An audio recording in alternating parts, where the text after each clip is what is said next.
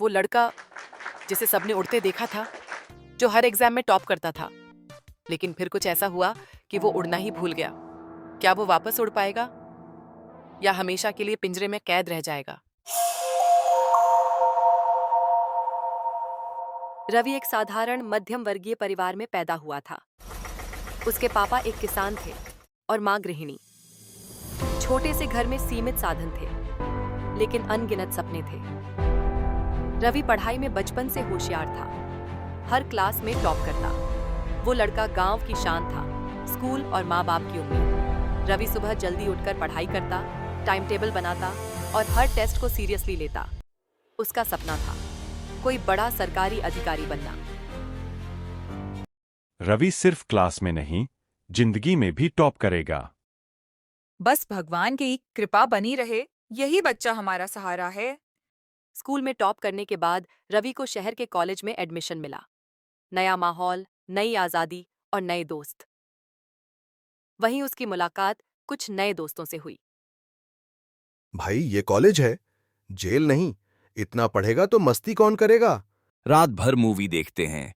पढ़ाई तो पूरी जिंदगी करनी है, पहले जिंदगी जी लो। धीरे धीरे रवि उनकी संगति में आ गया। अब देर रात तक कॉलेज हॉस्टल में गेम खेलना, मूवी देखना, क्लास मिस करना और पढ़ाई को टालना उसकी आदत बन चुकी थी। अब रवि की जिंदगी बदल चुकी थी। जहां कभी क्लास का पहला बेंच उसकी पहचान हुआ करता था, अब वहां सिर्फ उसकी गैरहाजिरी रहती थी।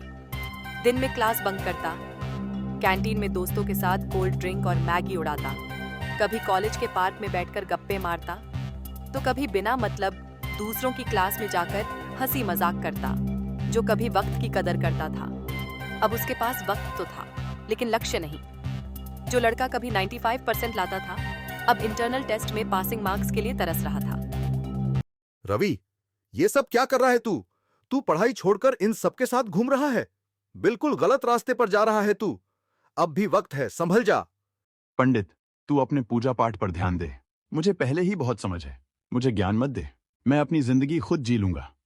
रवि बेटा, नाश्ता कर लो, ठंडा हो रहा है। माँ, गेम चल रहा है, तंग मत करो। हर वक्त मोबाइल में घुसे रहते हो, कुछ होश है कि नहीं? माँ पापा परेशान थे, पर रवि अब सुनता नहीं था। वो जो कभी किताबों का दोस्त था, अब स्क्रीन का गुलाम बन चुका था।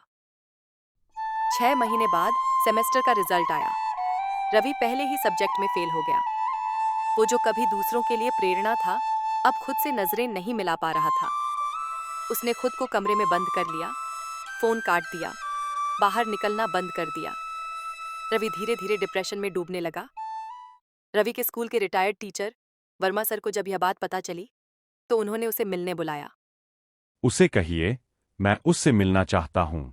मैं सिर्फ कुछ बात करना चाहता हूँ। सर्दियों की शाम थी। वर्मा सर अपने बगीचे में अंगीठी जलाए बैठे थे। रवि पहुंचा। वहां एक बड़ा पिंजरा था और उसमें बैठा था एक बाज। सर, ये बाज पिंजरे में क्यों है? ये तो उड़ने वाला पक्षी है।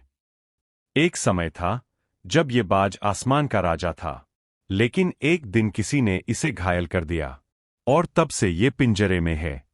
अब इसे याद ही नहीं कि ये उड़ सकता है। सर, मैं वही बाज हूं। हाँ बेटा, तुम वही बाज हो जो उड़ सकता था, सपने देखता था, लेकिन बुरी संगति और एक असफलता ने तुम्हें पिंजरे में डाल दिया। लेकिन याद रखना, पंख आज भी है। उस दिन के बाद रवि बदल गया। उसने मोबाइल का टाइम सीमित किया, पुराने दोस्तों से दूरी बना ली, वापस किताबों से दोस्ती कर ली। धीरे धीरे उसने अपनी बैकलॉग्स क्लियर की, छोटे लक्ष्य बनाए और धीरे धीरे आगे बढ़ा। 2 साल बाद रवि कॉलेज से बढ़िया नंबर से पास आउट हुआ। फिर कंपटीशन एग्जाम की तैयारी करके दिल्ली सेक्शन ऑफिसर के पद पर नियुक्त हुआ। वो वापस वर्मा सर से मिलने उसके घर गया। सर, अब पिंजरे का दरवाजा खुल चुका है, बाज फिर से उड़ रहा है। और वो तब तक उड़ता रहेगा बेटा, जब तक उसे याद रहेगा कि उसके पंखों की ताकत मेहनत और सच्चे मार्गदर्शन से आई है। बुरी संगति, असफलता या एक घटना आपको रोक सकती है, लेकिन वो सिर्फ एक पिंजरा है। आपके पंख आज भी सलामत हैं। उड़ान तब तक जिंदा है जब तक आप खुद पर विश्वास करते हैं। कहानी पसंद आई तो एक लाइक जरूर करिए और ऐसी ही कहानियों के लिए ब्राइट माइंड स्टोरीज को सब्सक्राइब करना मत भूलिए। धन्यवाद।